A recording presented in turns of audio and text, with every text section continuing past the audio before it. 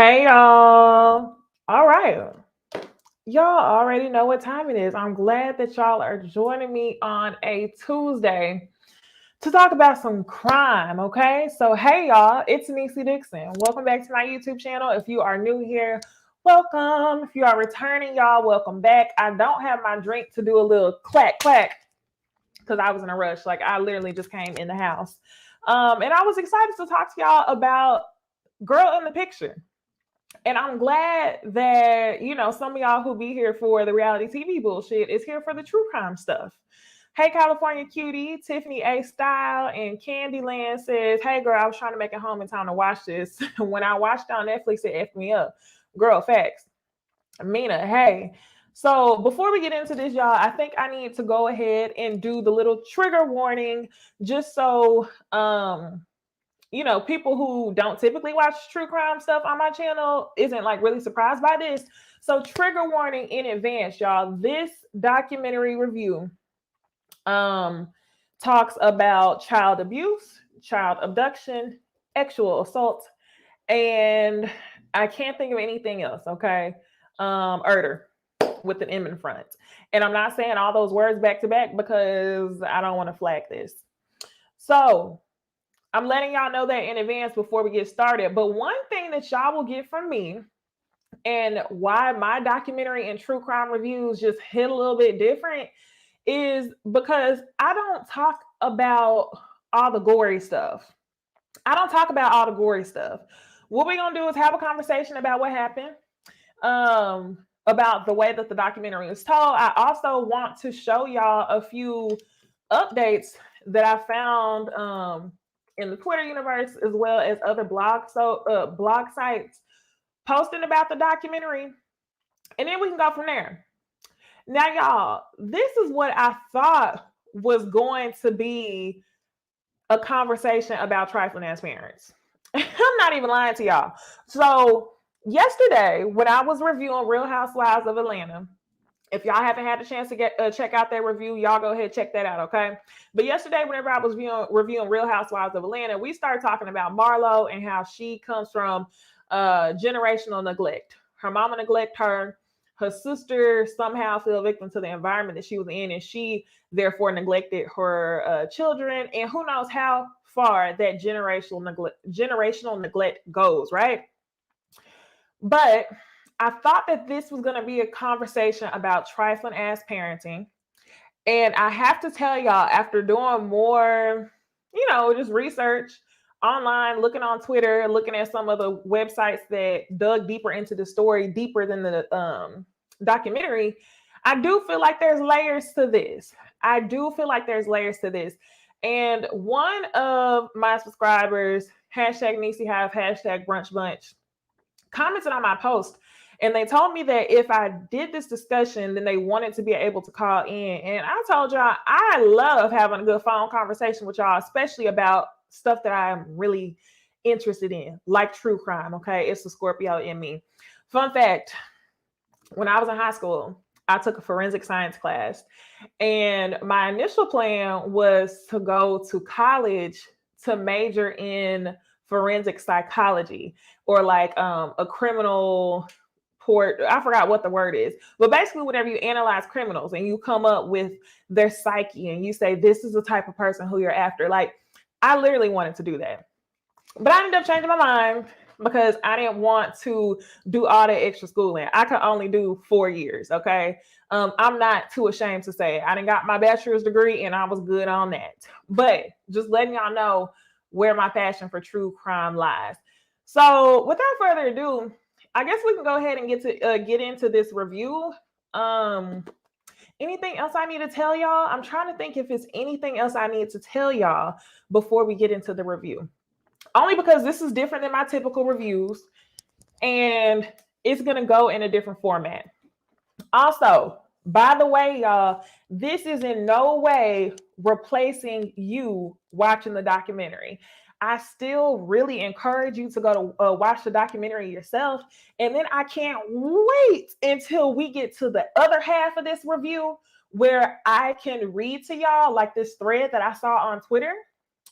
And we can ask some more questions because this documentary definitely did not answer all of our questions for us. Okay. So, y'all, this story is about a woman by the name of Tonya Hughes. Okay. We're going to start there.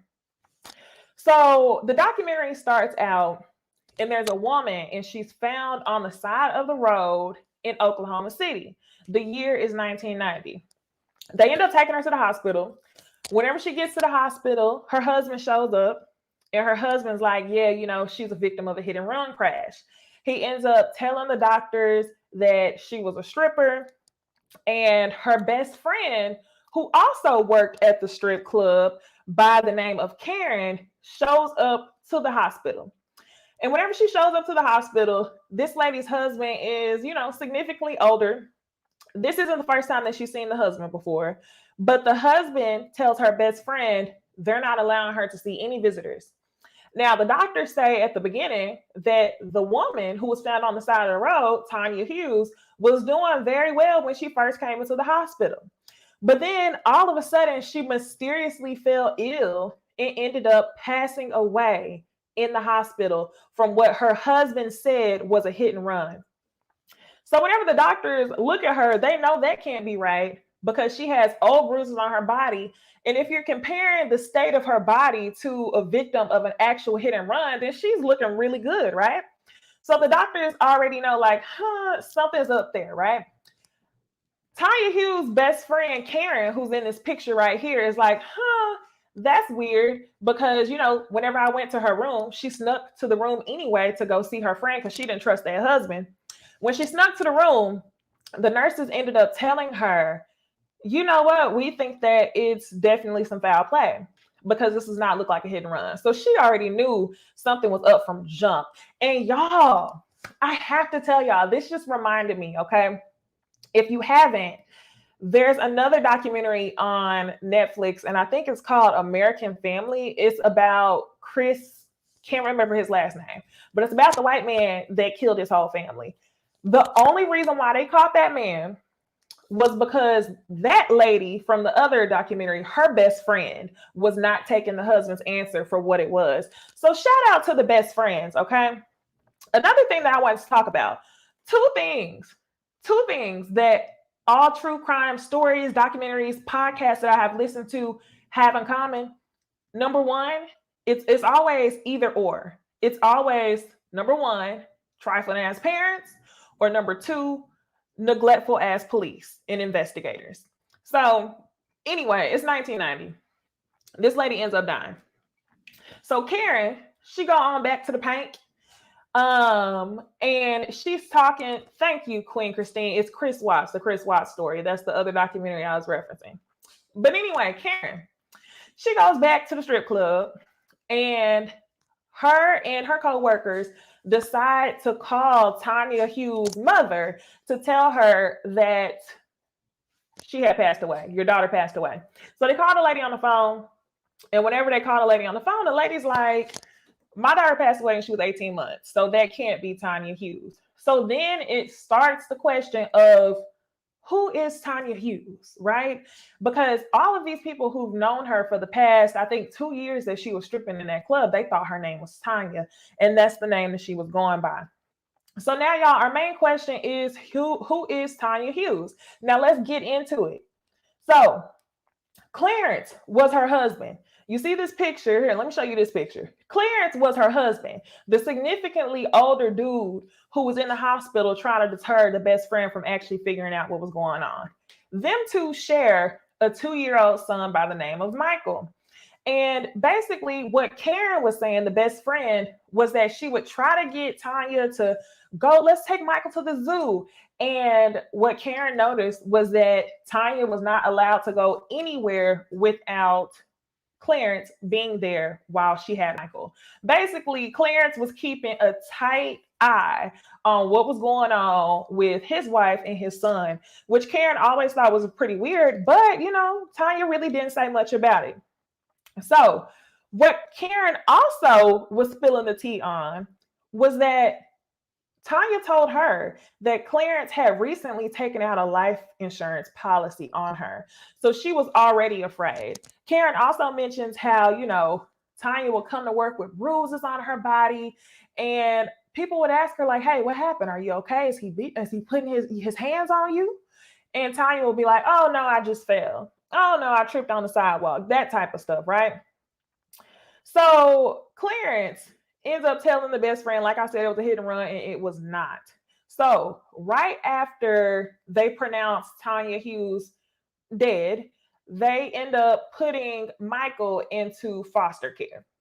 So whenever Michael goes to foster care, he's actually with this older couple, a man and a woman, and they had, I don't think he was the only foster child that they had, but I think they had like 4 kids of their own. Anyway, the scene goes to them telling the story from their point of view. So at this point in time, Clarence's wife died, Tonya.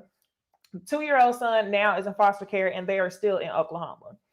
So while, y'all, this is insane. Just wait. While Michael's in foster care, Clarence is fighting for custody of his son, and he's fighting for visitation rights for his son in the courts. And the reason why I emphasize that, I'm going to tell you in a second. So Clarence is taking his ass down to the courts to try to get access to his son. So ultimately what they end up doing is he doesn't get full custody of his son. However, he does get visitation rights. So whenever he would have to come visit his son, the little boy would say, "Oh, I don't want to see him. He's such a mean man." And Clarence was telling everybody that, other people taught him to call me a mean man. That's not really who I am. And good comment to you. The adoptive parents said that he was still on the bottle and he was drinking Pepsi at 2 years old. So when I tell y'all this child was not getting proper nutrients, okay. So while Michael, the son, is in custody of the foster parents, and Jewel Craig, I don't exactly know why he lost custody. I don't remember if they said why. This documentary left out a lot of pieces, and I'm gonna talk about that at the end. There's so many questions that we can ask. Anyway, while Michael's in foster care, they end up doing a DNA test, and they find out that Clarence, you are not the father of Michael Hughes. So Clarence ends up, going crazy. He starts stalking the foster parents, driving past their home, trying to get access to his son. The foster parent called the child care agency, and she said, "Hey, what kind of car does Clarence Hughes drive?" And they say he drives a blue truck. And anyway, the child care agency was like, "You know what? I think you're tripping. Don't worry about it." So, you know what? The lady says, "I'm pretty sure I'm not tripping, but okay, whatever." So little Michael is in school. The year is now 1994. So it's 4 years later at this point. Michael's in school, and guess who pulls up to the schoolhouse? Clarence, his daddy, who's not biologically his daddy. He pulls up to the school. He goes to the principal's office, and he says, "Hey, I'm here to get my son Michael. If you don't give me my son, I'm not afraid to die, and I'm taking you with me." So the principal is held hostage. He ends up kidnapping both Michael and the principal. He ties the principal to a tree outside and duct tapes his entire face and ties him to a tree where somebody eventually later finds him.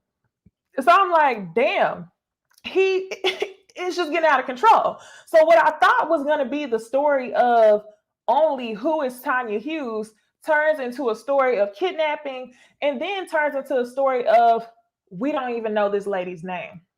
So the reason why I was telling y'all it was so funny that this man was in the court fighting for his son under the name Clarence Hughes is because we later find out that this man's name is not even Clarence Hughes. So y'all tell me where they do that at, okay?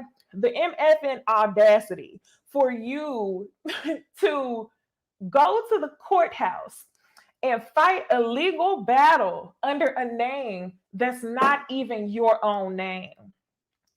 So the reason why we find out that that's not his name is because remember I told y'all about the life insurance policy that he tried to take out on his wife. At the time we called her Tonya, right?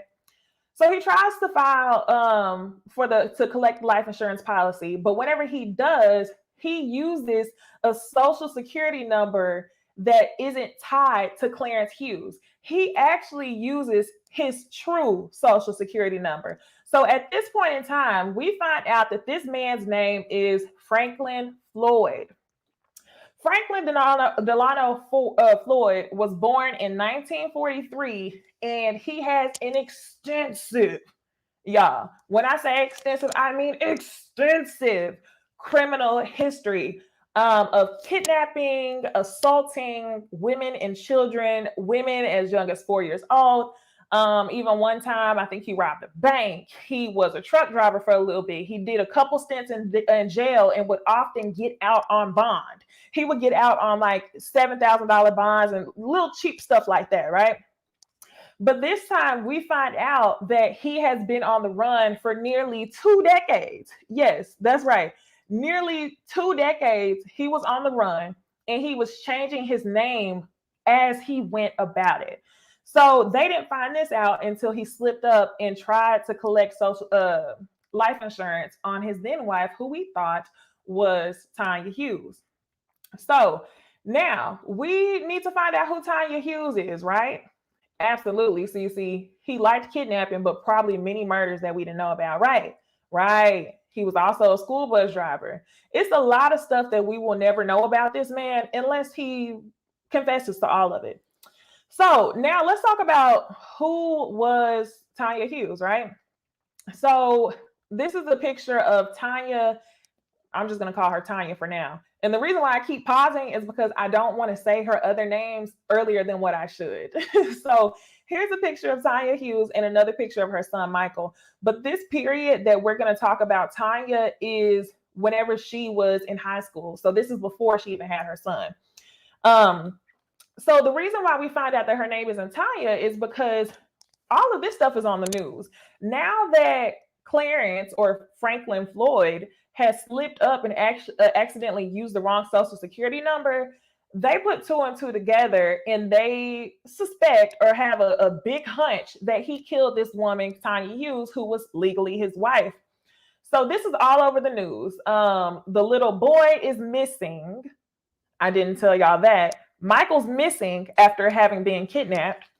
And Tonya Hughes is dead. So they want to find out more about who these people were and what's the backstory behind them. So a friend of hers from high school sees her on the news, and her mom says, "Oh my gosh, Sharon is on the news." Layers to this. So let me explain. We're introduced to her as Tonya Hughes, the wife of Clarence Hughes. She then dies. We find out that Clarence Hughes is not actually Clarence Hughes, but his name is Franklin Floyd. So then the friend who sees her on the news, she doesn't know her as Tonya Hughes. She actually knows her by the name Sharon Marshall. So we go back in time to the year 1986, which is 4 years before her death. And like I said, Sharon Marshall is Tonya Hughes. So they were high school friends. They talk about how full of life she was, how bubbly she was, how she hung out with all the misfits.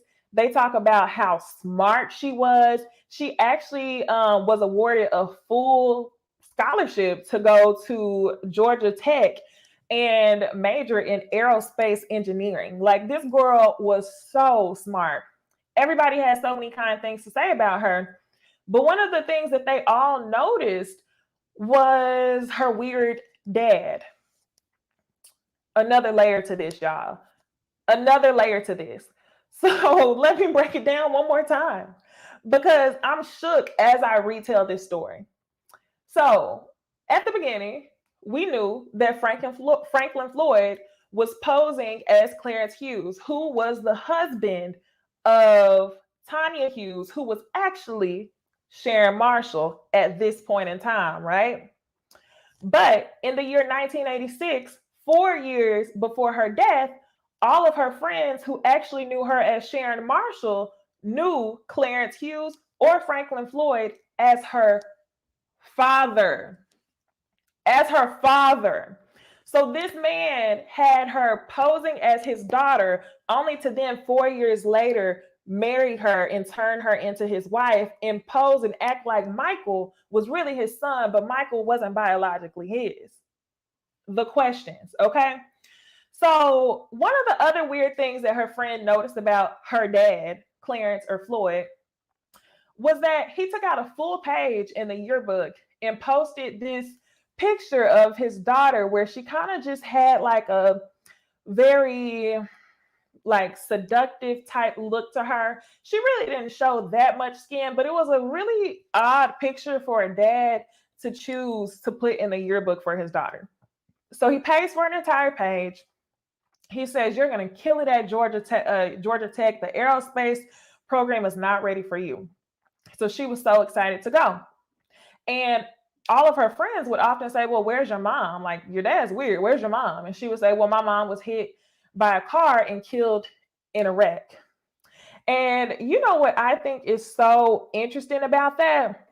And the reason why I wanted to take time to call that out, I'm trying to get the bots out the chat. Get out of here. Get out of here. Okay. So the reason why I think that is so interesting that Sharon Marshall, Tonya Hughes, was telling all of her friends that her mom was hit by a car and killed is because that's the same lie that Franklin Floyd told whenever he took her to the hospital. That is just so weird. Okay. So anyway, while she's in school, she's super excited to go to Georgia Tech. She ends up calling her friend on the phone and she says, "Hey, I'm pregnant. I can't go to college. Daddy won't let me go to college anymore." And she's like, "Wow, so what are you going to do?" And she's like, "Well, I'm going to have the baby. I'm going to go to Arizona. I'm going to have the baby there, but I can't go to college. We're going to start over." So the friend actually ends up recounting an experience that she had with the dad and Sharon Marshall. And it was very weird. So I'm going to do another trigger warning right now. This has to do with actual assault. Okay. So if you don't want to hear this part, just pause for about 10 seconds and come back.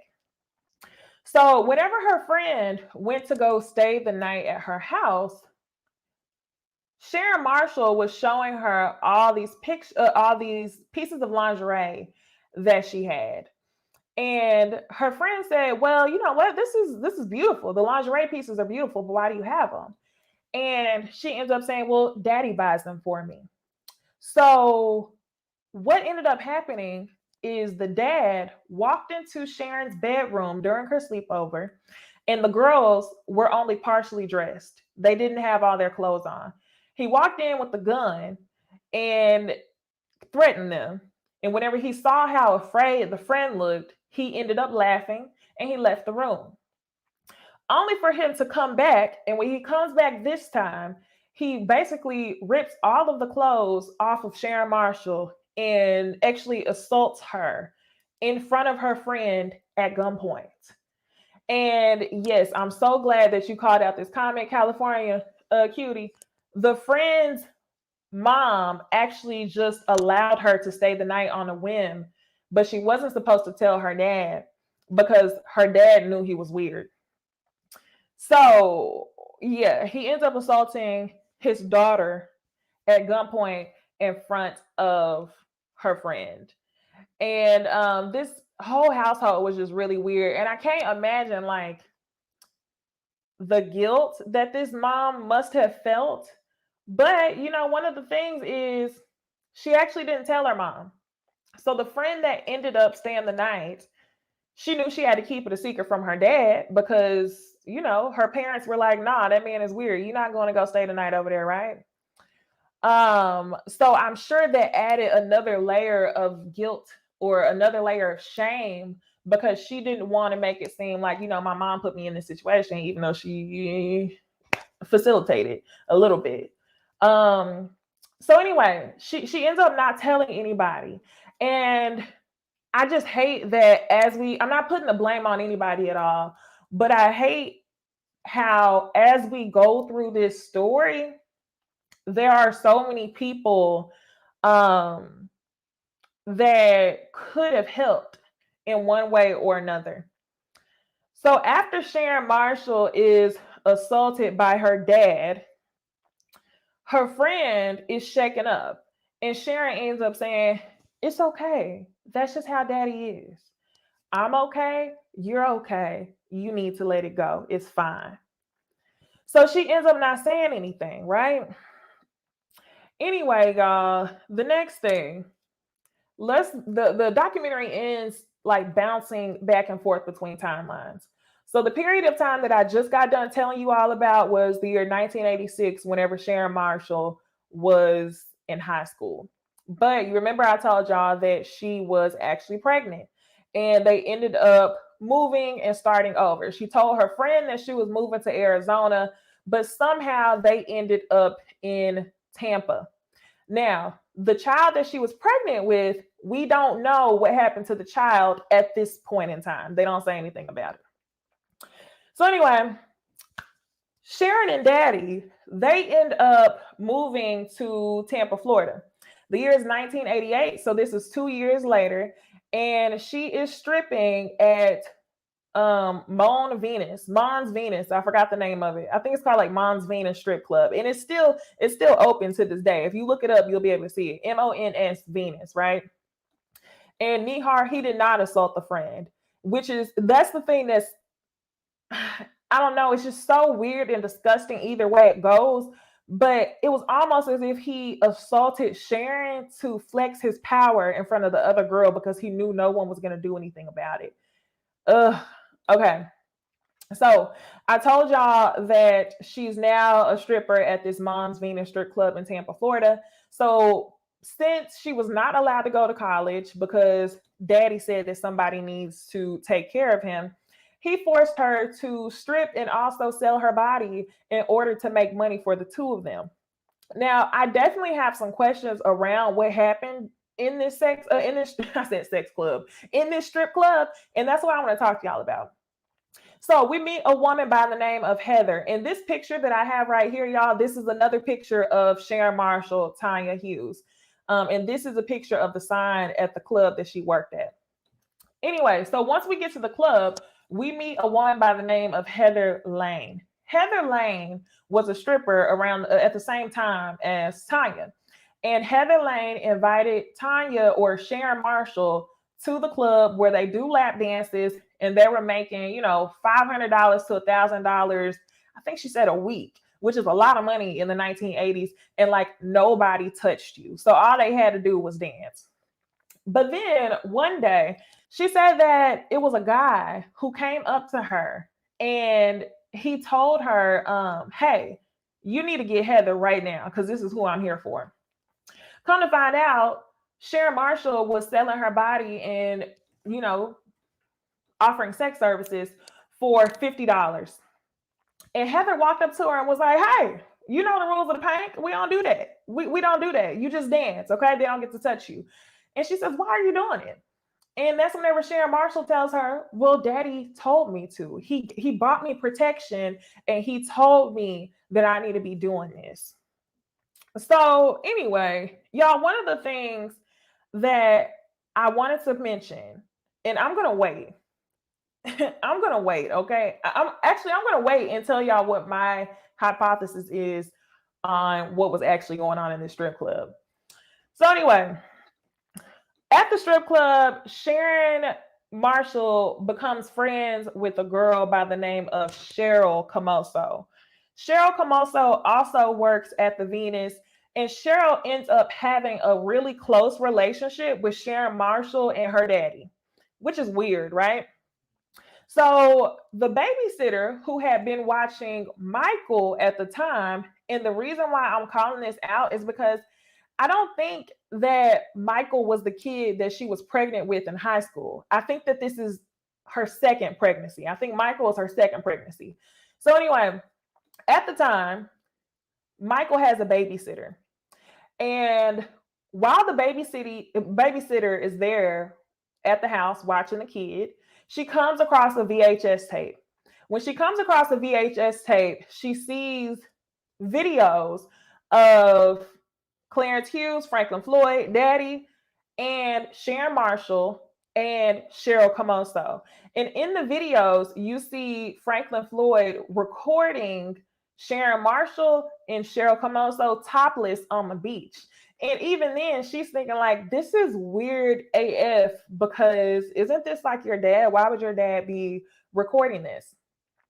And, you know, Sharon Marshall's kind of just like, you know, it's not a big deal. We were just, oh, it wasn't Sharon. It was Franklin Floyd. Franklin Floyd tells the babysitter that it's not really a big deal. They were joking around one time and that she shouldn't say anything to anybody about it. So while all of this is going on, Franklin Floyd actually went to go renew his driver's license.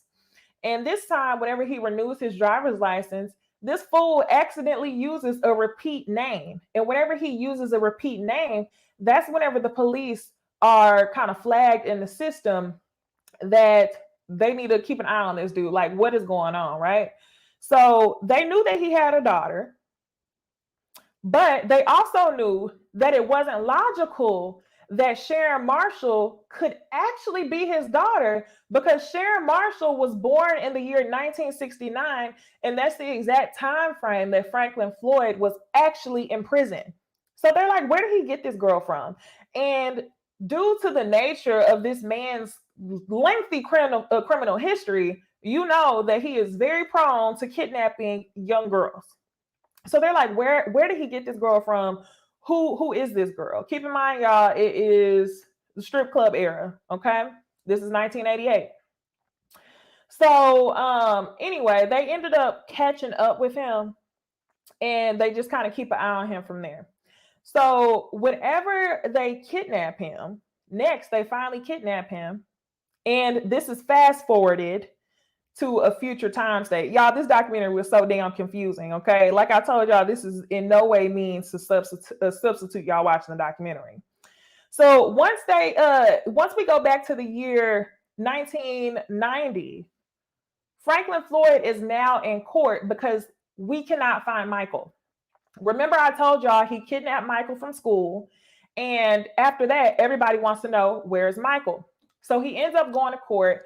He swears that he did not do anything to Michael. He tells everyone that he dropped Michael off with a very, very wealthy family that was going to take care of him, and that was all they needed to know.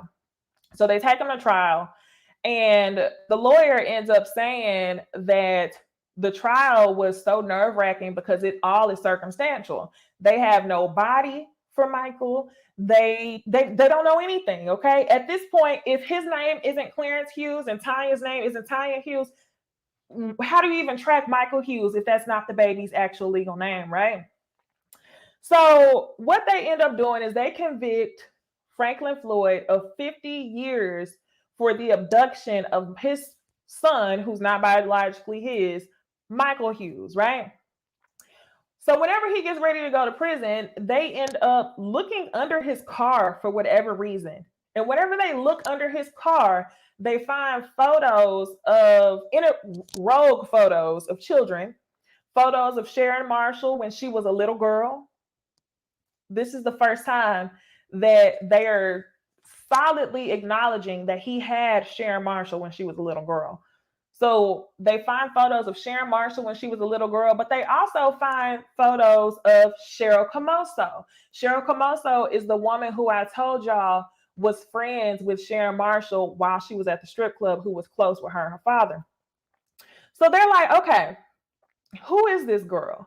Now, if we fast forward a couple more years, it's now the year 1995, 5 years after Sharon Marshall's death. Back in Florida, some road crew ended up finding a skull like out in the wood areas or whatever. And whenever they end up putting the rest of her body pieces together and doing DNA or whatever they did, they find out that the body that they found actually belongs to Cheryl Camoso, the girl who was friends with Sharon Marshall at the strip club. So they end up finding her 6 years later from the time that she went missing. So if you do the math, he killed Cheryl Camoso in 1989, and then Tonya Hughes and Sharon Marshall was dead 1990. So back to back, both of these women are dead. So now one of the other ladies who worked at the strip club in Florida, she mentions how one night she saw Cheryl Camoso and Franklin Floyd arguing. She said she did everything that she could do to break it up, but nothing really worked. She ended up coming back inside the club with Cheryl Camoso, and Franklin Floyd ended up driving off. She thought that that was the last that they had seen each other, but apparently not, because that's around the time that she was actually killed. So my question to y'all is, what was the relationship? And this is something that I want to talk to y'all about and have a discussion about without just, reiterating the entire story. But something about this don't sound right to me. Only because what was Cheryl Camoso's relationship with Franklin Floyd? So whenever Heather begins telling the story, she starts telling us that Sharon Marshall was doing sex work for $50 a pop, right? And I couldn't imagine that Cheryl Camoso was in a romantic relationship with Franklin Floyd if she was under the impression that Sharon Marshall was her father. I mean, that Sharon Marshall was the daughter. And then, y'all, we also had that element where the babysitter found the VHS tape of Sharon and Cheryl running naked on the beach while the dad was filming.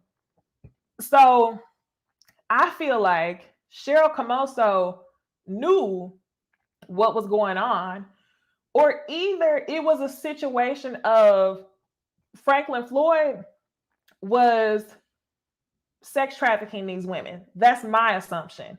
I think that Franklin Floyd, y'all already know at this point, Sharon Marshall was making money to take care of daddy, right?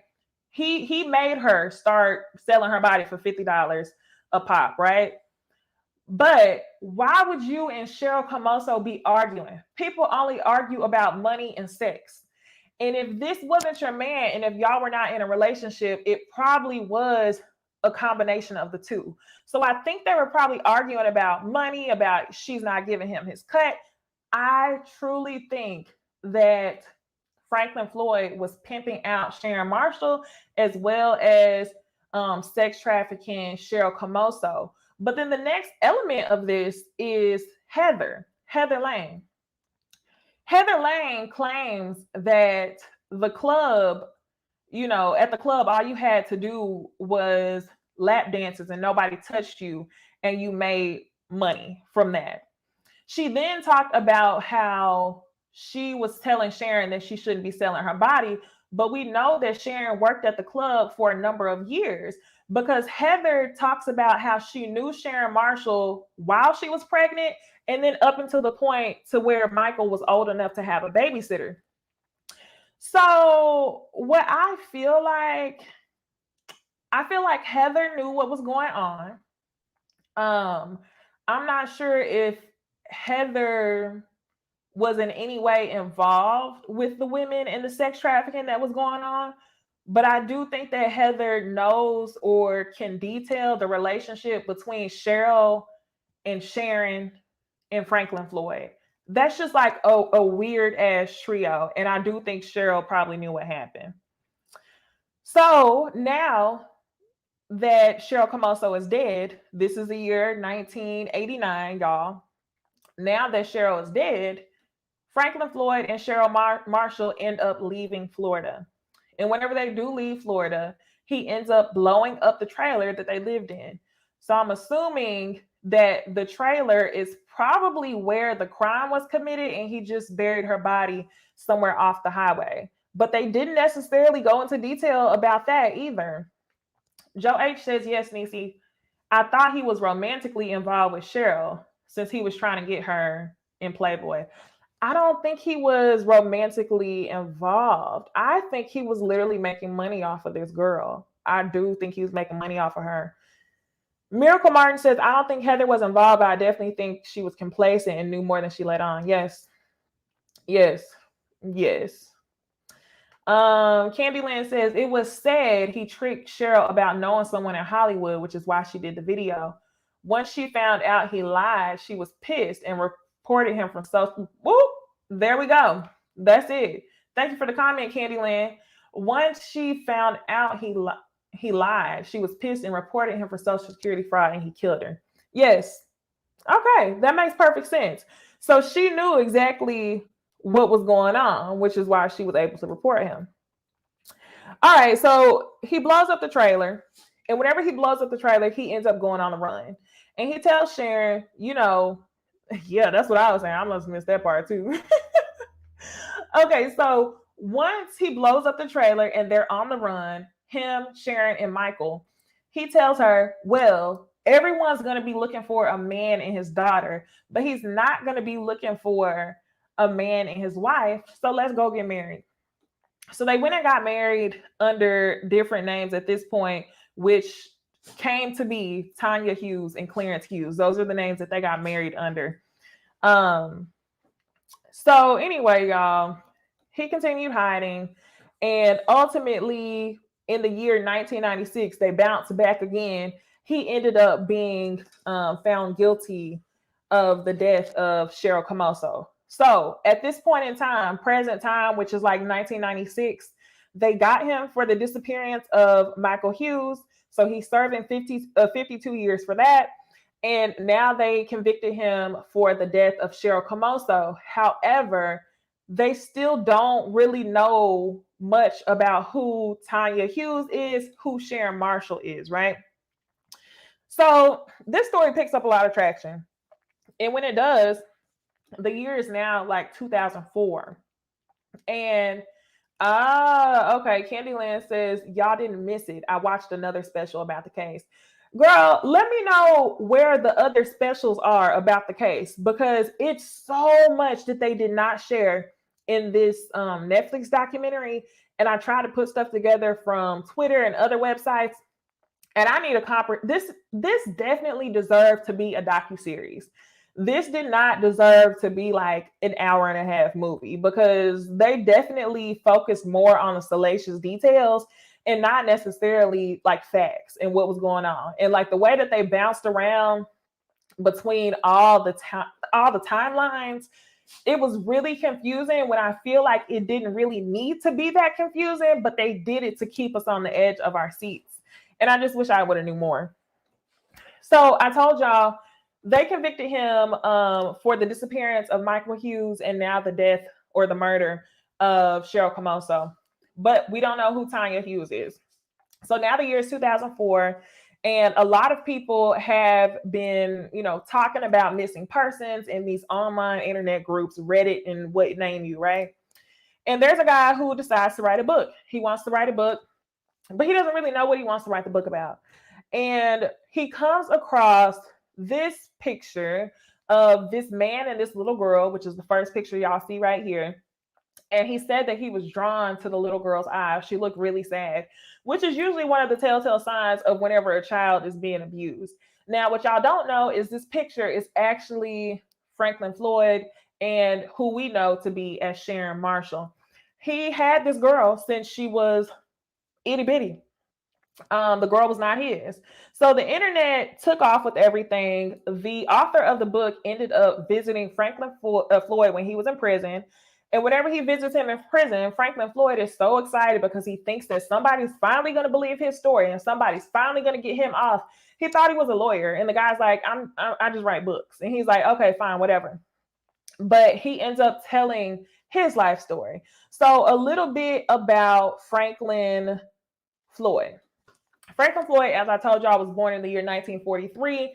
He has an extensive criminal history, and he did almost 2 decades on the run.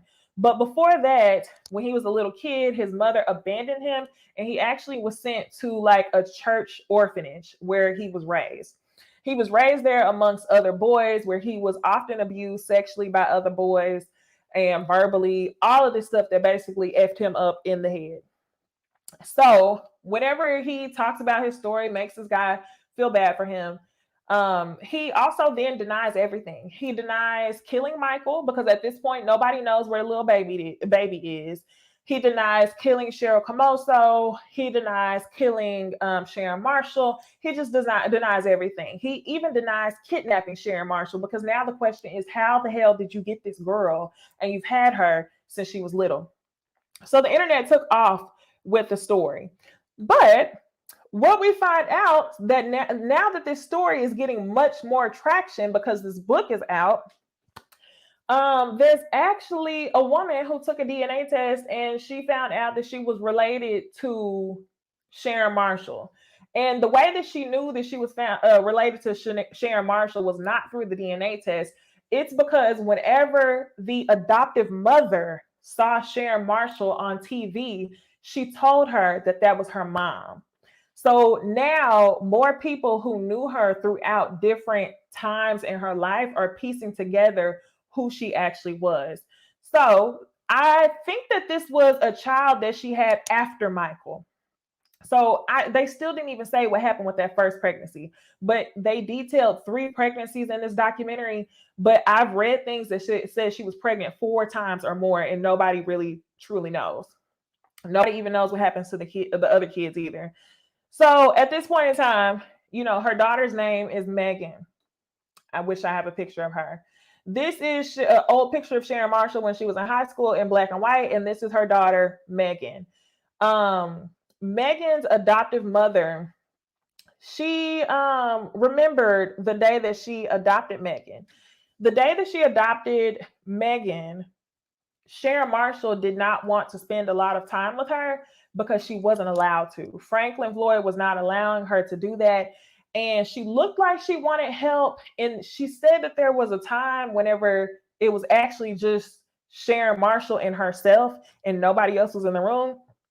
And Sharon Marshall didn't ask for help. And the adopted mother was just like, dang, now that I think about what happened, and I know what happened to her, why didn't she ask me for help? Y'all, the reason why she didn't ask for help was because Sharon Marshall was kidnapped. And I'm going to talk to y'all about that. She was kidnapped for the longest time, for so long that she hadn't known a life that was any different than the one that she was living. So at this point in time, y'all, the FBI go to Franklin Floyd. And whenever they go to Franklin Floyd to have a conversation with him, they pressure him. They're like, hey, what happened to Michael? And, Franklin is just crying. I promise I didn't do anything to him. And finally, the FBI dude, he roughs him up and he says, hey, you better tell me what happened right now.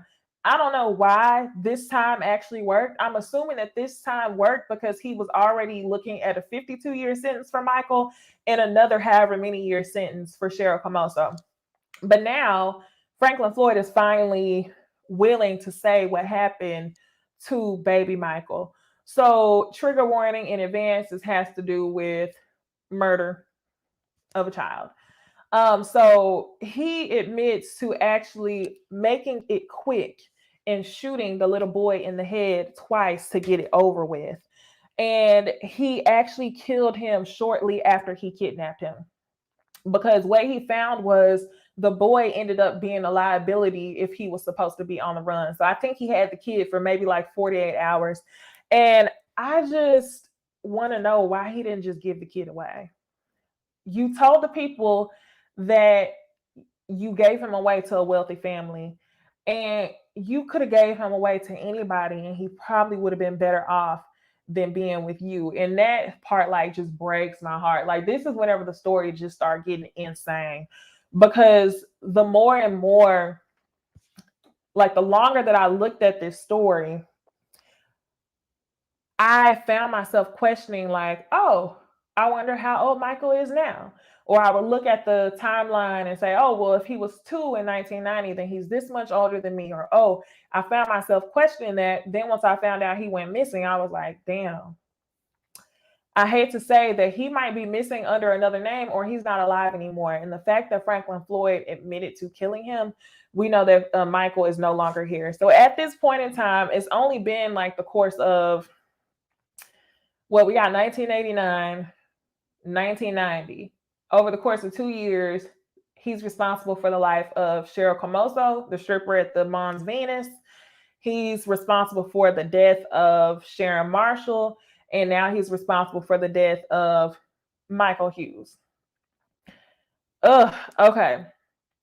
So what he ends up telling the FBI, he ends up telling them the whole story of who Sharon Marshall really is. And we find out that Sharon Marshall's real name is Suzanne Sevakis.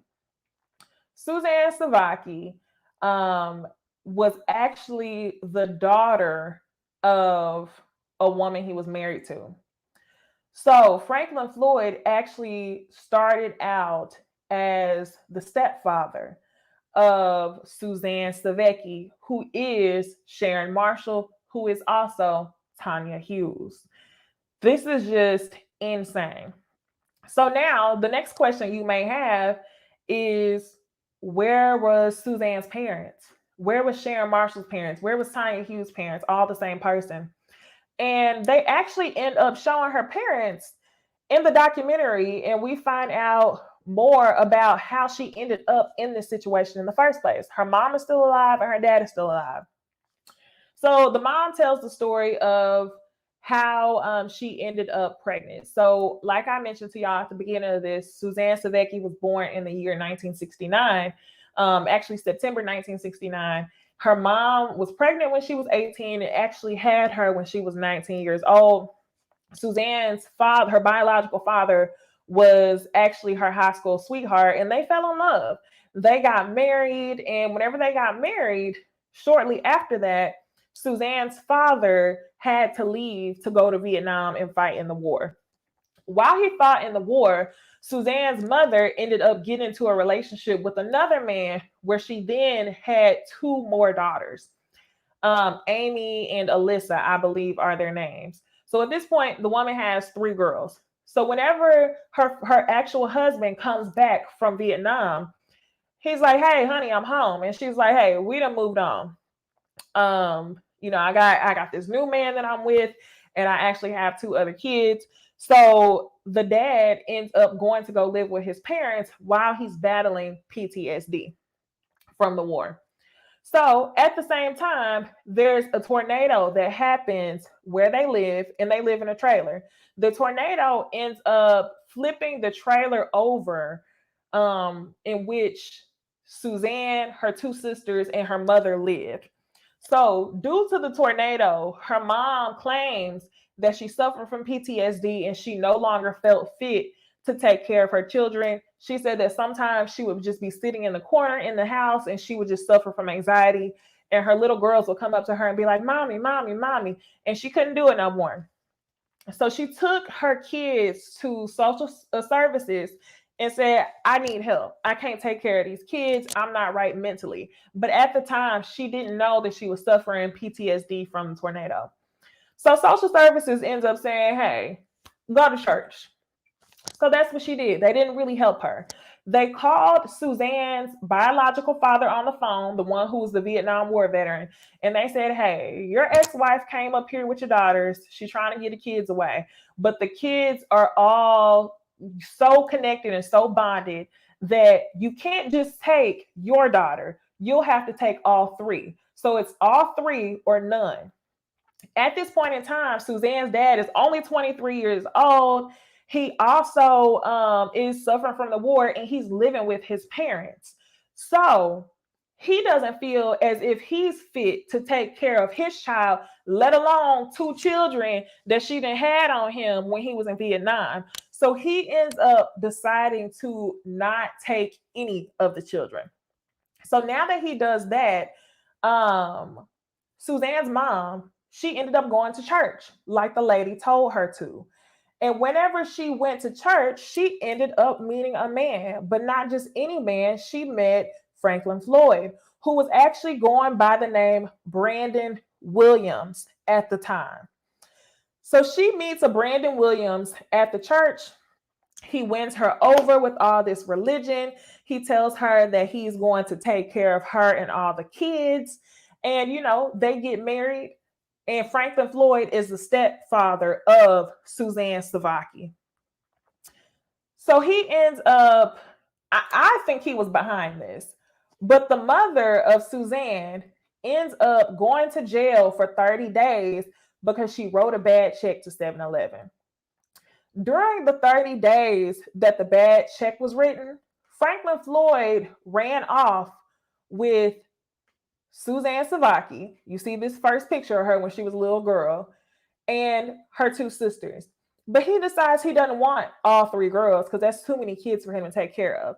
So he drops off the two youngest daughters, Alyssa and Amy, at an orphanage.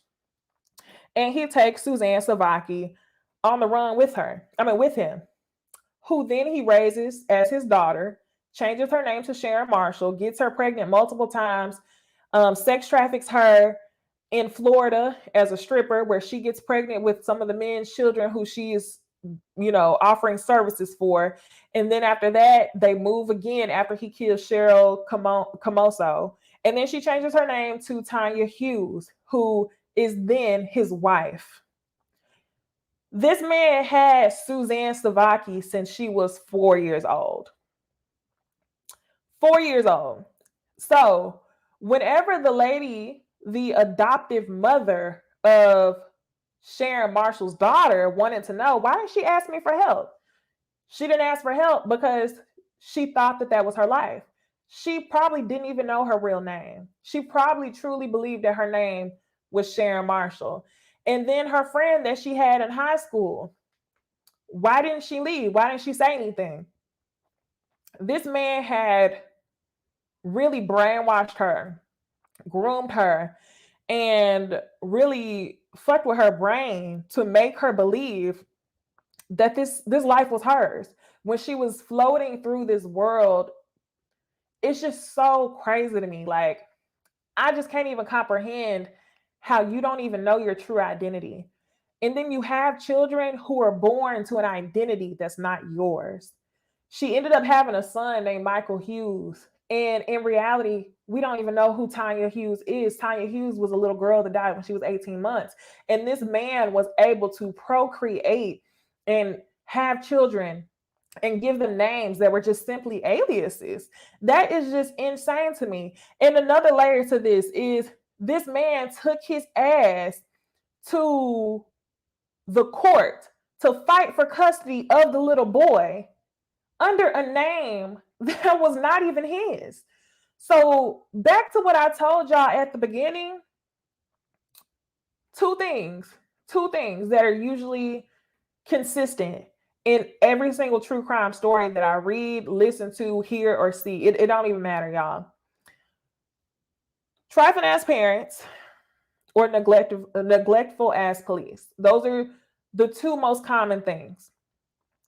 And just for us to watch, this is about 4 years of her life that they're really spanning in this documentary, and all of this happened.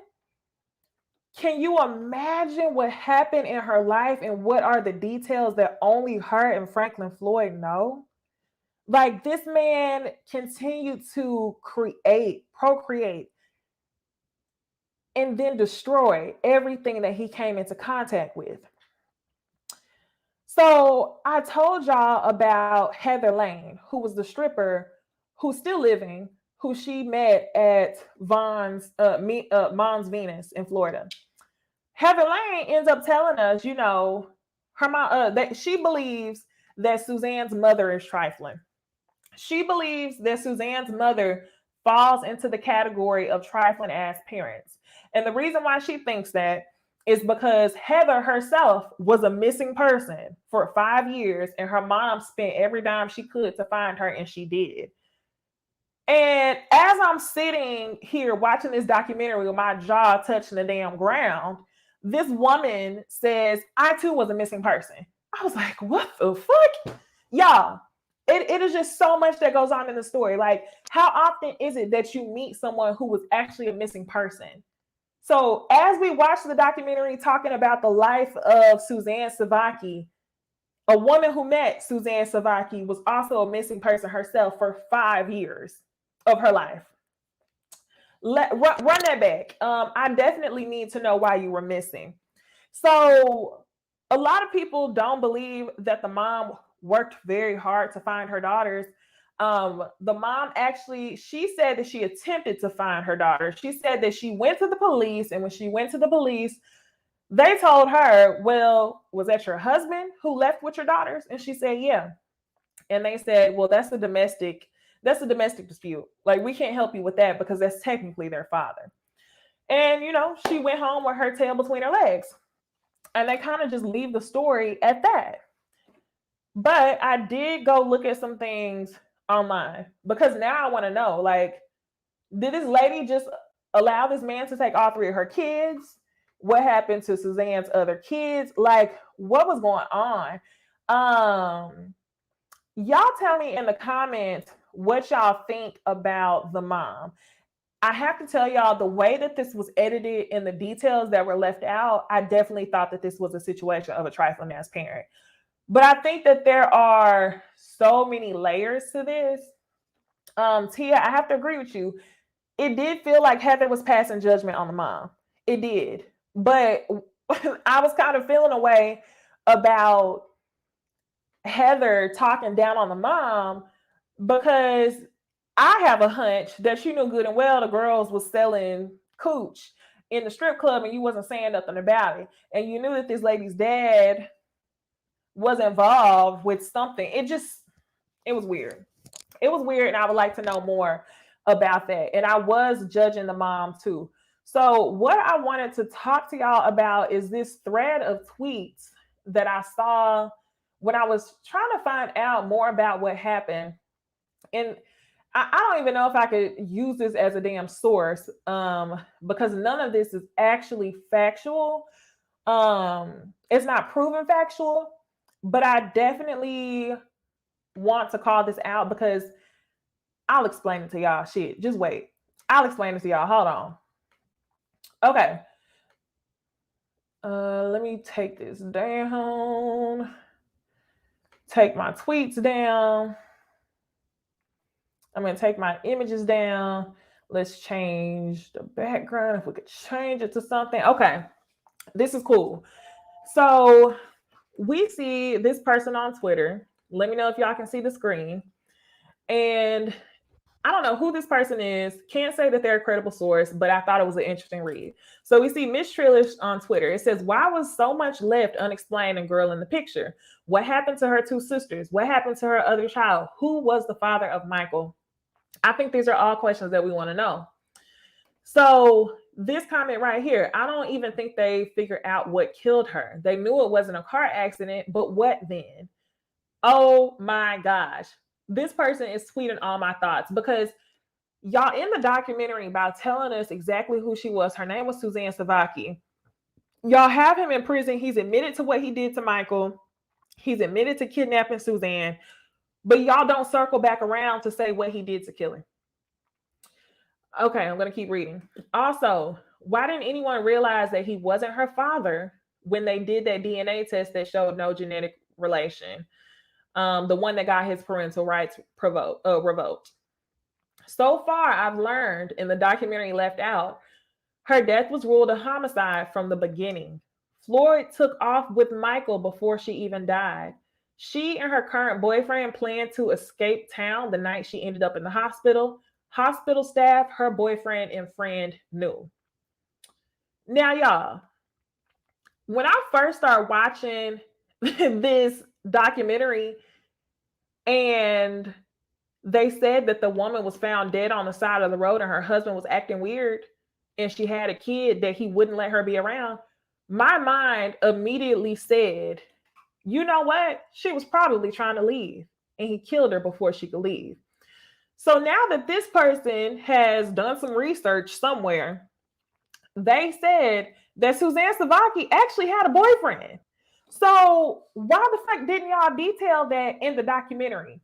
And then what we also find out is this person also says that Franklin Floyd or Clarence Hughes took Michael before. So I'm thinking that this was a situation of her trying to leave with the kid. And I know this comment right here, H Kitty 11 says, how she have time for a boyfriend?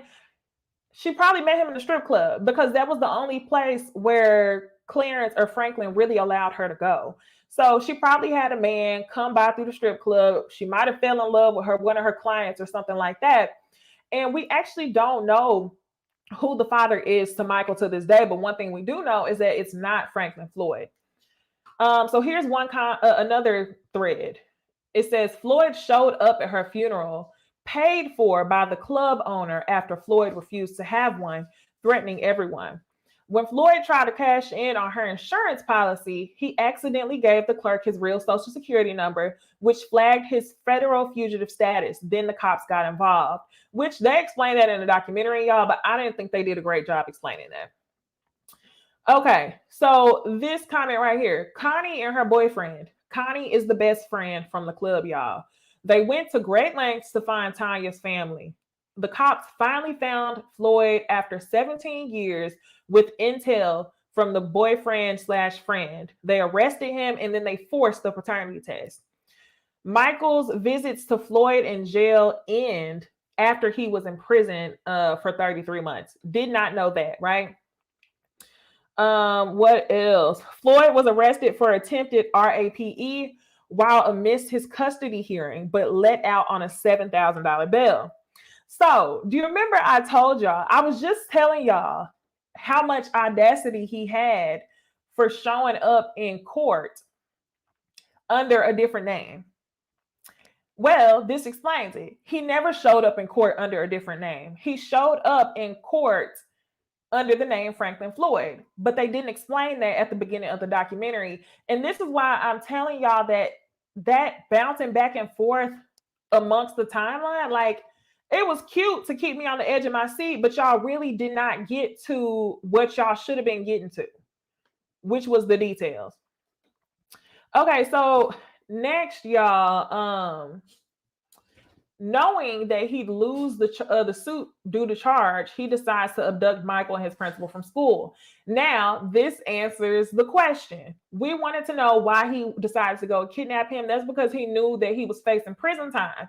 But y'all, what he was going to attempt to do was he was going to attempt to be on the run again, but he was going to turn Michael into his new Suzanne. So background on Floyd. Forged papers to get into the military underage, kicked out immediately. He robbed a bank, sent to juvie, released soon thereafter. Then at 19, he kidnapped and SA a child when he was 19. Abused in prison. More abuse, more assault. Okay, this comment right here. This is the reason why I was influenced into thinking that Heather knew more than what she did. The comment says, to add, Heather lied in the documentary. She absolutely took Floyd up on having Sharon do sex work and likely took a cut.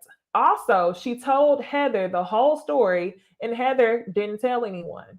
She was telling the truth about her abduction though. She was taken by a pedo for 5 years. Y'all, I'm shook. I'm shook. I'm so shook. And Franklin Floyd is not Megan's father. Franklin Floyd is not Megan's father. This is just too much. But yeah. And then this comment right here says there was a fourth child abducted that they didn't talk about, who was an infant and found in 2020 when he was kidnapped. Now, y'all, I saw another article. And in an article, I'm not even going to say it's a legitimate source, but the other article says that the fourth child. So listen, Franklin Floyd, who went by the name Brandon Williams, married Suzanne Sevakis' mom, kidnapped Suzanne, kidnapped her two sisters.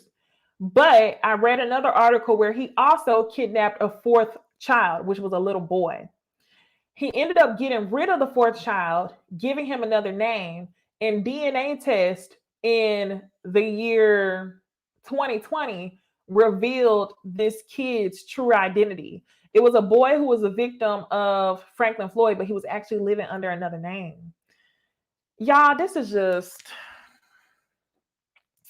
it was a lot. It was a lot. And then I'm like, was he checking these kids into school, getting medical records? Don't you have to have shots to get into school and stuff like that? And nobody was catching him. I don't understand. But anyway, y'all, I just put the link in the chat if any one of y'all want to come on here and just share your thoughts on the documentary. What y'all think about all of this? Did you think the documentary was told properly?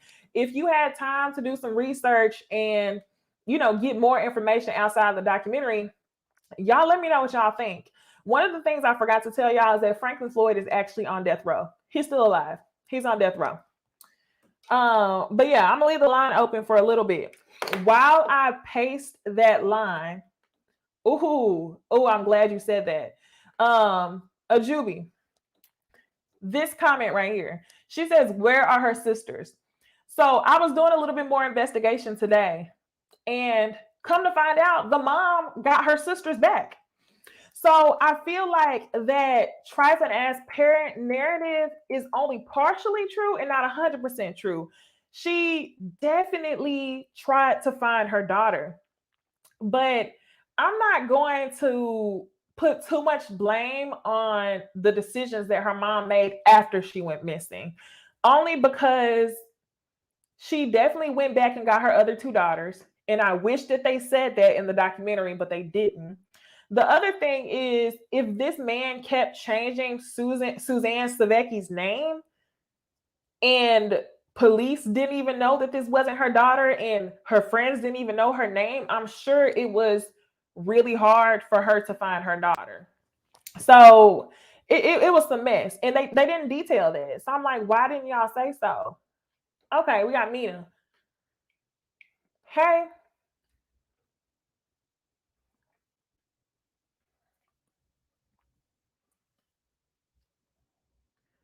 You're muted if you're trying to talk. Okay, sorry about that. Hi. Hey. Okay, had to get situated. Can you see That's all me? right. Yeah, I can see you.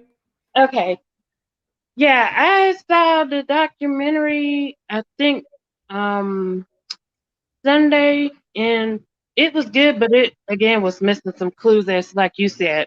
Like I'm still wondering about her sisters, like Right. whatever happened to them. Well, they're still alive. They're in their 50s and they're doing well. One Mm. is in their late 40s, the other one is in their 50s. But the mom just went back to the orphanage and she gathered her two daughters, but she just couldn't find Suzanne. So wait, she got them back? Yes. Yes, Oh, and they didn't say it in the documentary. wow. Right. I thought they were still in the orphanage or got adopted by other families. Mm-mm. No, she got them back.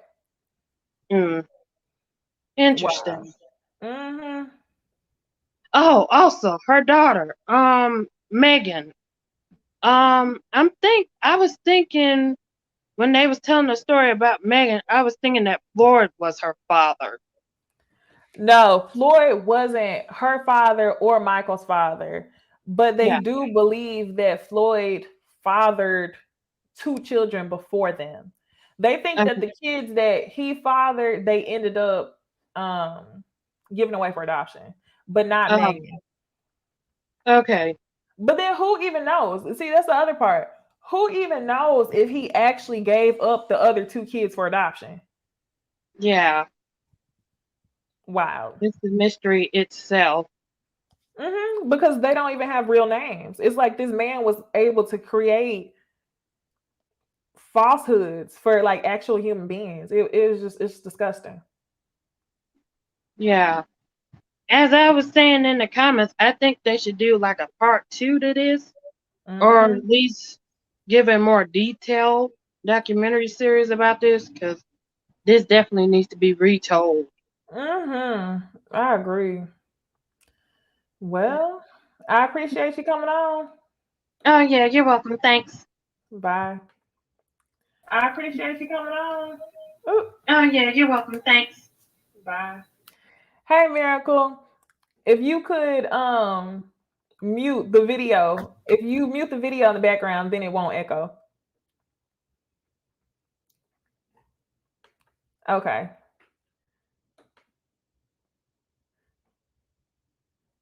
Wait, you're muted. Click the mute button now. Okay. Okay. Am I good? Yep, we good. Okay. Wait, So you're muted. Click the mute button now. So, are you watching me? If you're watching me, you have to turn the sound off on what you're watching. Turn the sound off on what you're watching. Okay. If you're watching me, you have to turn the sound off. Hold on. Hey, California cutie. I'm gonna let Miracle work on her sound, and then we'll get her back on. All right, can you hear me? Yes. Okay, good. I'm at my client's house. I stepped out real quick just to say hello. Hey. And say hello to you. I'm so happy to be on with you because you always shout me out and always doing stuff. So I'm so happy to see you, be on live with you. But the show was too good. I absolutely agree with you. Should have been a docuseries. I think we would have got more. They could have broke the episodes a little bit further down. Yes. It would have been way better if they would have did the docuseries. So I was a little disappointed in that. And yeah, it left a lot of questions to be answered. Mm-hmm. You know, it was a lot of questions to be answered. I was kind of disappointed in the mom when she when Megan came through and her adopted mom reached out to the biological mom and she didn't really have nothing to do with it. And I'm thinking to myself, what? And now for you to sit here and tell me that she went back and got her other two daughters, but you don't want to have nothing to do with your granddaughter? Mm-hmm. And now you got a great grandson? Are you dumb, stupid? What is wrong with you? That made me mad. Now, I wasn't judging her when, you know, she was young. Her husband went off and left. She got with another man, had the two kids. You know, I wasn't judging her on all that stuff. But now hindsight is 2020. You don't want nothing to do with your granddaughter. And then I was so happy to see that the grandfather was there when they unveiled, you know, her real name. Because I don't know if we had touched on that. I think you got touched on that if y'all didn't see it. They had a tombstone for Tonya because remember the story started off, y'all, with Tonya. So her tombstone only read Tonya. And so when they did the unveiling with her real name, I cried. Me cried. too. I they gave her real name. We got her actual, like her birthday, Suzanne that she was Sevakis. a good friend and a good mother. And the picture of the tombstone, I did that part just brought it full circle for me. I was very happy. I'm glad you mentioned that though, because the mom was not there. But alive, sitting in her wheelchair. You know what I mean? All it could have. I'm trying to understand why you just couldn't even give the granddaughter a call, or you know anything to that effect. Did you see how much older she looked than the father? Though? Something tells me like hard life. Yes, I think that it was a combination of things that led to the neglect. I don't think it was just PTSD from the tornado. Right. I think it was probably like drugs, postpartum, like a bunch of things. All of it, because the wrinkles in her face. Ooh, boy, yeah, it was and bad. The dad looked young. The dad looked really young, and it's a trip too, Necey, because that girl died. I graduated in 1990. I graduated in 1990. So I was just like, whoa. And then I had my firstborn in 95. So the dates that they kept popping up, I'm like, oh girl, I can't remember what I was doing at that time. And yeah, that man was a serial killer. He's a serial killer. He's a serial kidnapper. I can't believe this man is still alive. Why are we even letting him stay alive? Like he's been gone. Been gone. We gonna take care of this man this whole time. Tax dollars. Tax dollars paying for his meals while he still sits there. It's silly mess. Like he should be tortured. He the one. They need to put him back in the trailer and blow him up. That's what you should do. A lot of these crimes that people do, they need to do it back to their butts. Then people will be like, you know what? I ain't gonna do that because they're gonna do it back to me if they catch you. See what I'm saying? Yeah. So yeah, I just had to get on with you real quick because I did watch it last night and I fell asleep. I had to rewind this thing about 4-5 times. I put the closed caption on to hear a little bit better because I was just like, wait, what? Huh? Yeah, I watched it twice. I did too. I had to. And I had to make sure I watched before I came to my clients because I knew he was going on live at 4. I was like, I'm getting on. I don't care. I didn't know you was going to have a call in. So that's That's cool I'm too. glad you called in. Yes, finally got to see you with my Right. eyeballs. Well, all right. So yeah, Take all care. right, lady. I'll get back in that chat. You guys All take care. right. Bye, Bye. everybody. All right. Can you hear me? Yeah, can you hear me? Yes. Okay. I don't know. Like, I think I got so shocked that I came through that I was like, why didn't you just close the tab, girl? It's okay. But yes, the last woman definitely hit the nail on the head with how I felt about the mother. Because when she didn't want anything to do with the granddaughter, and like just seeing how a part of everything the father was willing to be, and how it clearly like moved him, you know what I'm saying? Yeah. It was just like, okay, something is off. Like, I do believe that you tried to get her back, because it was like, why would you only try for 2 and not try for the third daughter? But it's like something sketchy. I think it's a lot of guilt. Yeah. I think sketchy, like you said. I think it's what she told us is the version of stories that she would like to remember, but not necessarily everything that happened. And I think she barely wanted to raise kids, just like the husband wasn't able to raise kids. So she was like, I'll just keep these 2. The other one, you know, I hope I can find her. If I find her, I find her. If I don't, I don't. Which is interesting, because during the documentary, people who met her in high school saw her on the news. You remember? And it's like the mom couldn't find her. Exactly. Like, it didn't register then. Like, oh, here she is, you know? Something. Crazy. And then, okay. So I did not want to pass judgment on the friend, the one that witnessed the rape. Yes. But there was something in me that was like so upset about that, because it was like, I can't say that in an instant I would be like, oh, I'm telling. You know what I'm saying? Yeah. Because I would be so shocked for a little while. Like, I probably would be scared into silence. But I just honestly, that would eat away at me. Like, to know that I witnessed that, and like to not say nothing for years until finally everything blows up. Yeah. It was wild. I was feeling some type of I ain't gonna lie, like you, I was feeling some type of way a little bit, only because whenever she did go to the court, she said, yeah, I was sitting in the court and I was looking at Franklin Floyd and I was looking at him like, I got you, MFer. And I was thinking to myself, like, well, damn, you got him a little bit too late. But I also understand how she didn't really say anything, because a lot of women don't say anything whenever the assault occurs, like to them personally. So for her to witness it and the victim actually tell her it's okay, along with the layered secrecy that she had to keep because her mom allowed her to go over there when she really wasn't supposed to be over there, I'm kind of like, I kind of see why you didn't say anything, because a lot of women don't say anything when it actually happens to them. True. And I guess, like, okay, this is gonna sound a little, but I'm from Kentucky, and there's a lot of backwoods stuff that happens.